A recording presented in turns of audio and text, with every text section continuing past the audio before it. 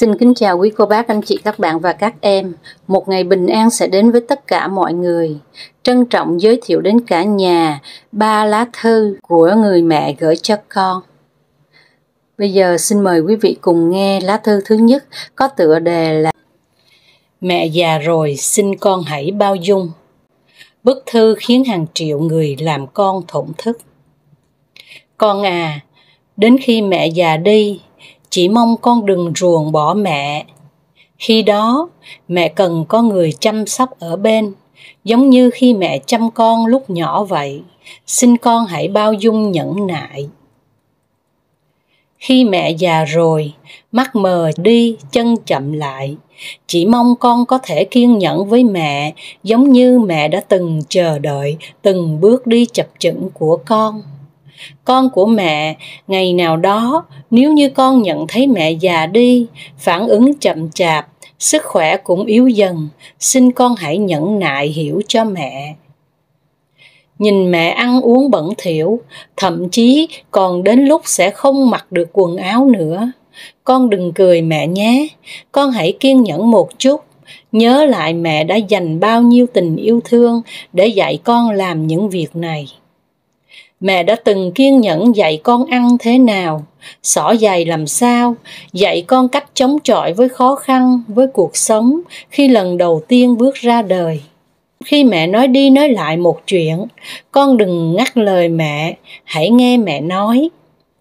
Ngày xưa khi con còn nhỏ, mỗi tối mẹ phải đọc câu chuyện hết lần này đến lần khác, đến khi con thiếp vào giấc ngủ mới thôi. Khi mẹ đang nói chuyện với con, đột nhiên mẹ quên không biết nói cái gì. Con hãy cho mẹ một chút thời gian ngẫm lại. Nếu mẹ vẫn không thể nhớ được, cũng không nên sốt ruột. Đối với mẹ, điều quan trọng nhất không phải nói chuyện mà chỉ cần có thể ở bên con. Khi mẹ tâm trí mơ hồ, có lúc không cẩn thận đá phải chén cơm, xin con đừng quở trách mẹ. Hãy nhớ khi còn nhỏ, con đã bao nhiêu lần ném đồ ăn vương đầy trên mặt đất. Khi mẹ không muốn tắm, con đừng trách cứ mẹ. Con có nhớ khi con còn nhỏ, mẹ đã phải nghĩ ra bao nhiêu lý do để dỗ cho con tắm không?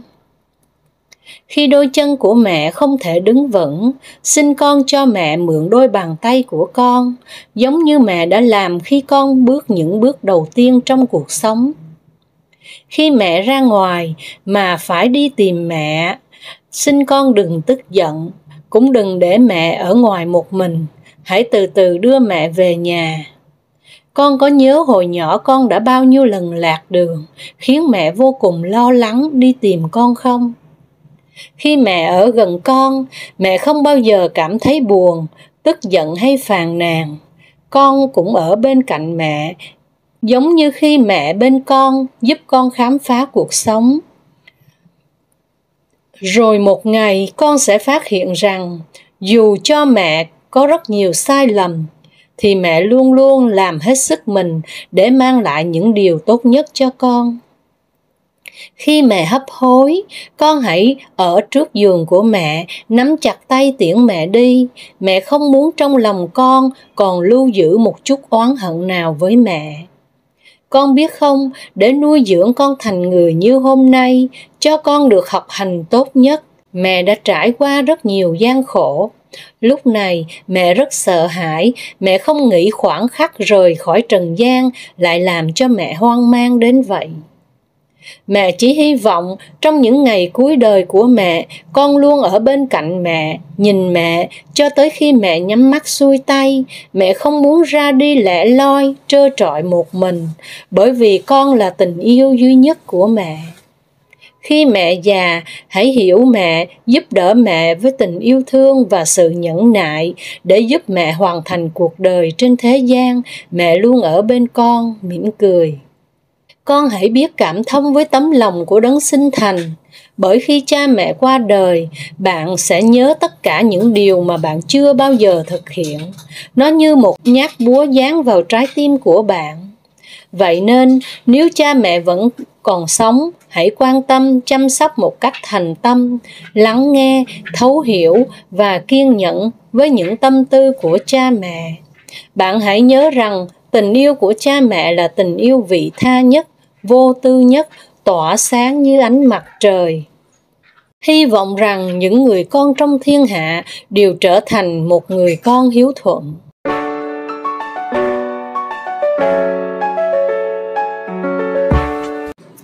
Lá thư thứ 2. Cay mắt trước lá thư tuyệt mệnh của mẹ già 80 tuổi. Tôi hối hận vì đẻ 4 đứa con trai. Chua xót trước lời nhắn gửi mà người mẹ già 80 tuổi cay đắng viết trong lá thư tuyệt mệnh, gửi lại cho 4 cậu con trai vô tâm của mình trước khi vĩnh biệt rời xa cõi đời. Bức thư có nội dung như sau. Các con trai của mẹ, hôm nay là ngày 6 tháng 6, vậy là mẹ đã qua tuổi 80. Điều này cũng có nghĩa là mẹ đã sống được 80 năm trên đời rồi. Trải qua một thời gian dài như thế, mẹ sinh 4 đứa con và nuôi thêm 8 đứa cháu. Nghĩa là trong suốt cuộc đời mình, mẹ đã nuôi 12 người, cả con lẫn cháu. Chính vì vậy mà mẹ nghĩ rằng mẹ đủ từng trải và đủ tiếp xúc để có thể hiểu rõ về những đứa con của mình. Đặc biệt là từ vài năm trước, sau khi cha các con qua đời, mẹ cảm nhận một cách rõ ràng rằng các con ngày càng trở nên thiếu kiên nhẫn với mẹ. Song lúc đó, mẹ đã thực sự hy vọng rằng các con có thể đưa mẹ về nhà. Mẹ muốn sống với các con và mẹ có thể làm bất cứ điều gì để được như thế. Mẹ cứ chờ mãi, nhưng 2 tháng đã trôi qua mà không một ai trong số các con đón mẹ về. Trái tim của mẹ lạnh lẽo như đóng băng vì mẹ biết các con sẽ không bao giờ có ý định đó. Cũng may là khi ấy, các con đối xử với mẹ không tệ. 4 người các con đã chia nhau, mỗi người 1 tuần ở lại với mẹ, nên mẹ không còn sợ hãi khi màn đêm buông xuống nữa. Kỳ thực, ai cũng vậy thôi, sống đến tuổi này rồi, điều đáng sợ nhất là gì? Đó chẳng có gì khác ngoài nỗi cô đơn. Mẹ biết các con đã dành 1 năm 9 tháng để chăm sóc mẹ. Khoảng thời gian đó tương đương với 630 ngày. Là một người mẹ, mẹ cảm ơn các con vì hành động đó. Tuy nhiên sau đó, các con gặp mẹ với gương mặt ngày càng cau có. Khi đến, các con không chào hỏi gì, và lúc đi cũng chẳng nói với mẹ một câu nào. Nó giống như là các con đang vào khách sạn và đi lướt qua một bà già xa lạ vậy. Mẹ không muốn xúc phạm bất kỳ ai trong số các con. Mẹ không ăn của các con một bữa nào, cũng không mặc quần áo của các con và càng không tiêu tốn một đồng nào của các con. Nhưng các con luôn cho mẹ cảm giác việc các con đến thăm mẹ giống như là một món nợ, một gánh nặng phải trả. Ngay cả khi mẹ đã chẳng còn minh mẫn thì mỗi tối các con vẫn bỏ về nhà mình, không một ai ở lại với mẹ. Chính vì thế đã khiến cho mẹ cảm thấy cô đơn hơn bao giờ hết. Sau khi cha các con qua đời, các con đã ở cạnh mẹ 1 năm 9 tháng.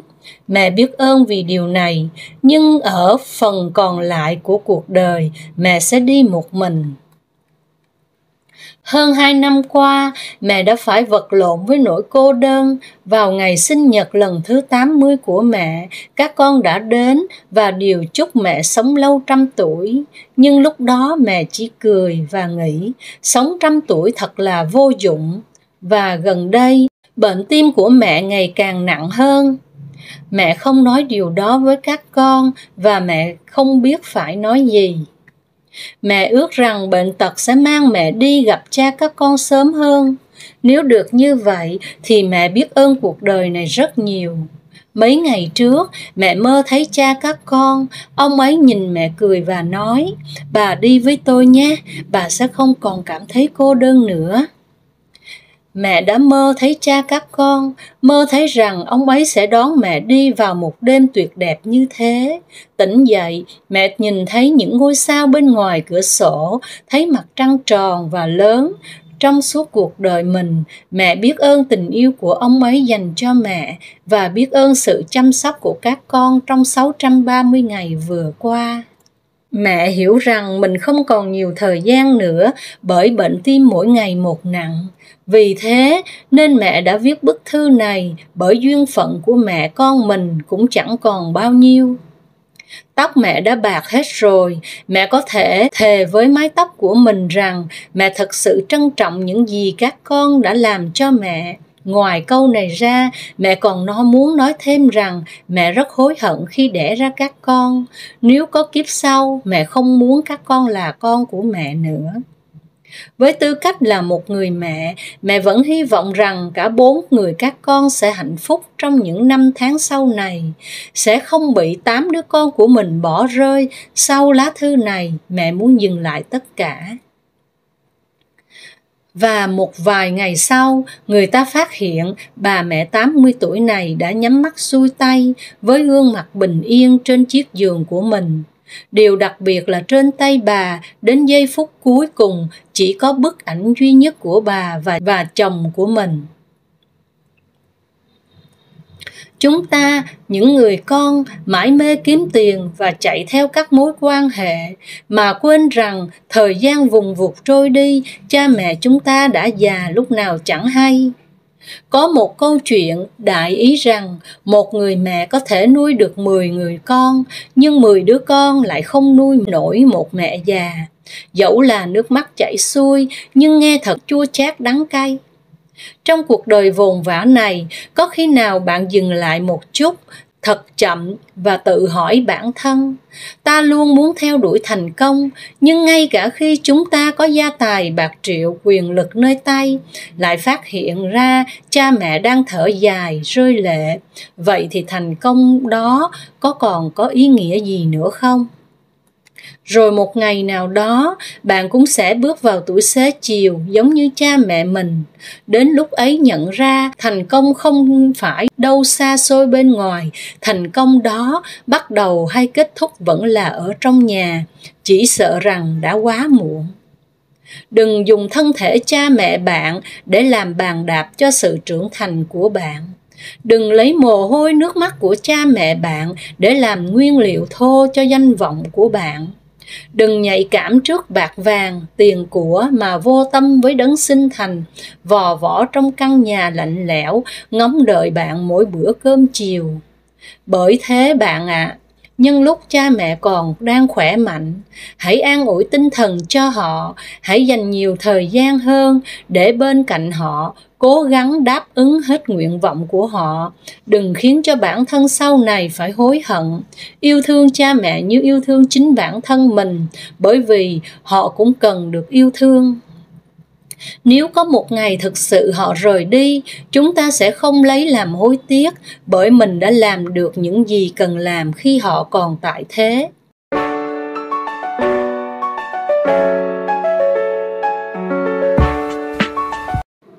Lá thư thứ 3. Cuộc đời này chẳng có công thức nào có thể tính được tình thương của cha mẹ.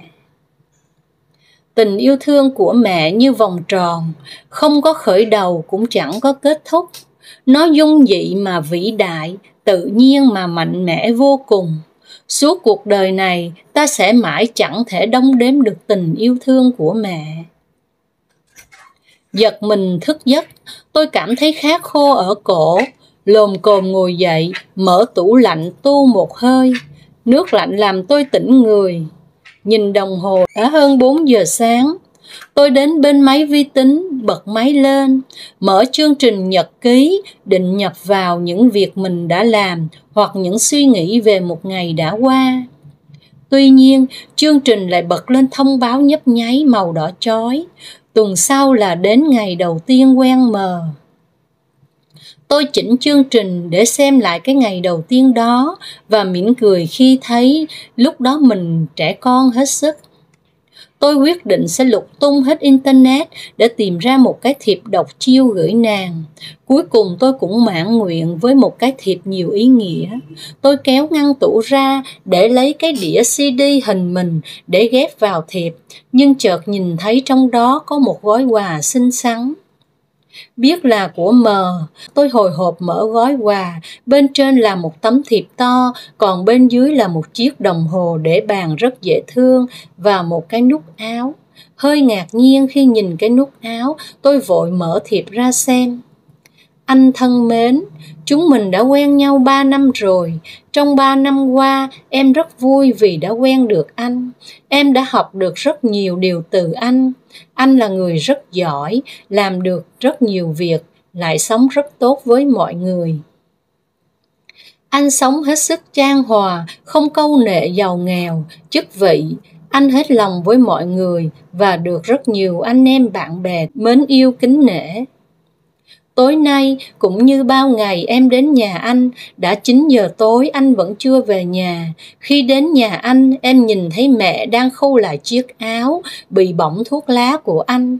Nhìn mẹ em chợt nhớ đến anh, rồi nhớ đến những gì em đã thấy ở nhà anh. Em xin phép được tặng cho anh cái đồng hồ với lời nhắn. Thời gian luôn trôi đi lạnh lùng, có những thứ ngày mai làm được, nhưng có những thứ ngày mai không thể nào làm được. Và một cái nút áo với lời nhắn chân tình, đôi khi người ta biết được rất nhiều điều, nhưng lại không biết một điều đơn giản là áo mình đang mặc có bao nhiêu cái nút. Anh đã sống vì mọi người, nhưng trong mọi người lại thiếu một người quan trọng nhất. Anh hãy xem tờ giấy bên dưới, chúc anh luôn vui vẻ và thành đạt. Tôi cầm đồng hồ và cái nút lên, bên dưới có một tờ giấy xếp làm tư nằm ngay ngắn. Tôi mở ra xem và thấy ngẩn ngơ với những dòng chữ dưới đây. Em thấy anh rủ bạn về nhà cùng vui vẻ, làm xả láng mấy thùng ken. Anh em bàn tán chuyện đời, chuyện cơ quan, chuyện nhà sếp. Chuyện quan trường, đủ thứ chuyện nhậu hoài bàn hỏng hết. Em lại thấy mẹ cặm cụi dọn dẹp thức ăn dư, lom khom nhặt từng vỏ lon xếp lại, sáng mai ra chợ đổi lấy chục chanh pha nước cho thằng con tỉnh rượu mỗi khi say. Em thấy anh sáng ra sạp gom gần hết báo, đọc ngấu nghiến từng bài từng mục, ngẫm chuyện đời, chuyện quan liêu, chuyện cửa quyền, chuyện Mỹ, chuyện Iraq, chuyện SEA Games. Em lại thấy mẹ cẩn thận sắp từng tờ báo, lựa riêng ra những phần quảng cáo, rồi ngập ngừng hỏi cái này cân ký bán được không con. Em thấy anh chơi hết lòng với bạn, chẳng bỏ về dù tăng 4 hay tăng 3. Em thấy mẹ cứ trằn trọc vô ra mãi, 2 giờ rồi mà phòng nó vắng tanh. Em thấy mẹ ra hiên nằm những ngày trời nóng, rồi lẩm bẩm xem điện tháng này có quá định mức chưa. Em thấy anh sau một ngày làm việc mệt mỏi, về nhà bật máy lạnh, bật quạt, ngã lưng nằm thẳng chân chẳng muộn phiền. Em thấy mẹ rất ghiền xem cải lương, cứ chậm nước mắt, cứ vui cười thoải mái khi xem hoài cái tivi cà giật, cái tivi từ lúc anh tắm mưa. Em thấy anh ghiền chơi vi tính, cứ băn khoăn hoài chuyện nâng cấp CPU lên 2 hay 3 GB. Em thấy mẹ chẳng cần vi tính, vẫn âm thầm lập trình cá cơm rau, biết chị 2 cái áo ủi không ngay, còn anh nữa đôi giày cả tuần chưa chịu đánh. Em thấy anh chuyên viên vi tính, viết phần mềm để quản lý công ty, xem công nợ lãi lỗ bấm một phát là có ngay, thế mà chẳng thể nào tính đúng được tình thương của người mẹ. Em thấy anh chuyên làm chuyện lớn mà quên đi những chuyện nhỏ xung quanh. Em thấy mẹ suốt một đời vụn vặt mà dạy con mình những bài học lớn lao. Thật vậy, có lẽ chẳng cần nói ra thì tất cả đều có chung câu trả lời cho câu hỏi ai là người phụ nữ vĩ đại nhất trên thế giới này. Bởi đó chính là mẹ.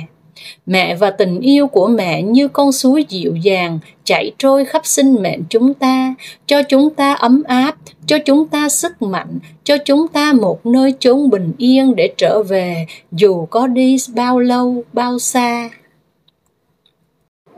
Lá thư thứ 3 xin được phép dừng lại ở đây.